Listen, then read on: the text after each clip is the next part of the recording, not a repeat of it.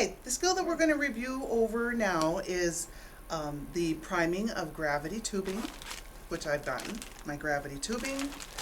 I've gotten my plumb pump tubing, because we're going to switch it over afterwards to plumb pump tubing. I've got my bag. I've got a 500 ml bag of normal saline. The other thing that I need are some alcohol wipes. I need some tape, and of course to wash my hands with some Purell.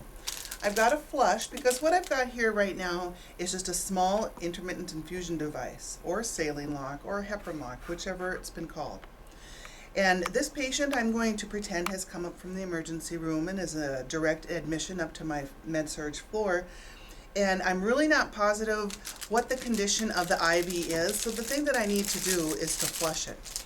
So I've got my flush, and I usually just pull back on the plunger a little bit to loosen it up. And then I get the air out. Then what I'm going to do is scrub my site, because again, I'm checking for the patency of the IV. I want to make sure there's no infiltration, there's no occlusion. I'm looking to make sure there's no phlebitis on there. Make sure you know what each one of those mean. My clave now is dry.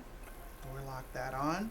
I aspirate, and I would get a blood return, which is good. That means I'm in the vein. And I would go ahead and I would flush with my 2 mils of normal saline. Again, looking for any type of possible complications. But it flushed well, which is good, because then I can go ahead and get my bag ready. I'm going to go ahead and look at my bag, make sure that it is not expired. And I'm going to look to make sure that the bag isn't wet. I've checked it with my physician's orders. I would put it right on the patient's chart. Make sure that it's the most current fluid that's been ordered. The other thing I'm going to do is note the rate of what the physician wants me to put it at, which we'll get into in a second. So I've got my bag, and it's not wet. There's no floaties in there. It's clear. That's what we want. I've got my primary IV set. Tear here to open, so we don't have to fight with the bag. First thing I always do is I get rid of these, because they bother me. The next thing you have to do is clamp the roller clamp. If you don't do that, you're going to run into bubble trouble, and then you're going to be fighting with the bubbles. So I've got that clamp. Next thing I'll do is I'll take a little label I've made for my IV, and this is just saying the date, because IV tubings are only good for so long. And so I want to know when this was hung. So I've got my bag, I've done my 3 checks, I know I've got the correct fluid. Take that off, keeping it sterile.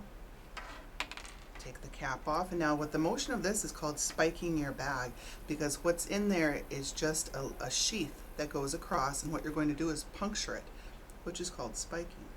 So have it straight up and down. If you go off to the side, it's a good chance that you're going to puncture. And if you puncture here at all, it's going to leak, and it's no good. So go straight in. Now we'll go ahead and bring the bag up here. So I've got my label there.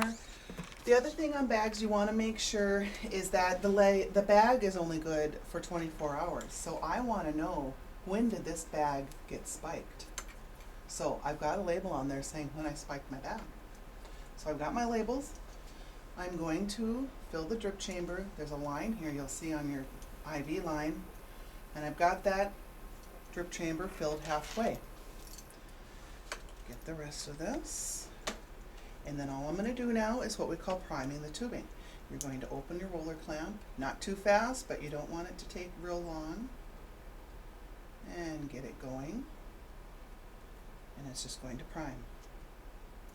If you do this correctly, with luck, it'll be done and you'll have no air bubbles. The one thing I did while I was out at the nurse's station is I looked to see what the rate was. And we're going to say that the physician wants 1,000 mils over 8 hours. So we calculated that out, and first I have to find out, what's easiest is find out what the hourly rate is. If he wants 1,000 mils in 8 hours, how much does he want in 1 hour? That would be 125. So now that I'm using a gravity tubing, I have to realize that I need drips per minute. So mils per hour ain't going to do me any good. So I'm going to take my 125 and I'm going to take it times the drop factor. The drop factor is right on your bag, so this drop factor is 15. So 125 times 15 divided by 60, you get your drops per minute. Make sure you know the terminology. So I've got this ready. There's no bubbles in here. If there were any bubbles, you'd have to figure out a way to get rid of them, either by flicking them so that they go up, or if there's just a few down towards the end, I would take my cover off, open up the tubing, and let them out. But if you did it correctly, there shouldn't be many bubbles, if any. So I've got my tubing here. I don't need any gloves on because he's got a clave, but I am going to scrub the clave off. I checked for patency already, and it is patent. We did that with the flushing. Take the cover off. Put it on. You have to secure your tubing or you're going to run into troubles. So I'll secure it there. Oops. And I'll secure it up here too, because I don't want to lose my IV site. So it's secured on well. Now what I would do, I would go ahead and open up my roller clamp. I figured out it, I believe that comes to 31 drops per, no, it comes to 25 drops per minute.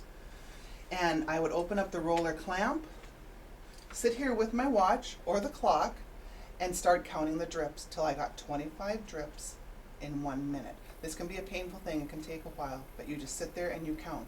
If it's going too fast, put the roller clamp down to slow it down. Otherwise, speed it up. So that would conclude priming the gravity tubing.